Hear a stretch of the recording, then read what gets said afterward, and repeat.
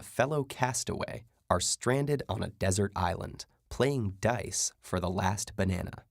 You've agreed on these rules. You'll roll 2 dice, and if the biggest number is 1, 2, 3, or 4, player 1 wins. If the biggest number is 5 or 6, player 2 wins. Let's try twice more. Here, player 1 wins. And here, it's player 2. So who do you want to be? At first glance, it may seem like player 1 has the advantage, since she'll win if any one of 4 numbers is the highest. But actually, player 2 has an approximately 56% chance of winning each match. One way to see that is to list all the possible combinations you could get by rolling 2 dice, and then count up the ones that each player wins. These are the possibilities for the yellow die. These are the possibilities for the blue die. Each cell in the chart shows a possible combination when you roll both dice. If you roll a 4 and then a 5, we'll mark a player 2 victory in this cell. A 3 and a 1 gives player 1 a victory here. There are 36 possible combinations, each with exactly the same chance of happening. Mathematicians call these equiprobable events. Now we can see why the first glance was wrong. Even though player 1 has 4 winning numbers and player 2 only has 2, the chance of each number being the greatest is not the same.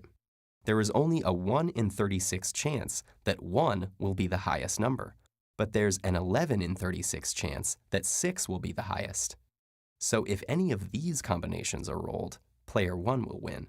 And if any of these combinations are rolled, player 2 will win. Out of the 36 possible combinations, 16 give the victory to player 1, and 20 give player 2 the win. You could think about it this way, too. The only way player 1 can win is if both dice show a 1, 2, 3, or 4. A 5 or 6 would mean a win for player 2. The chance of one die showing 1, 2, 3, or 4 is 4 out of 6.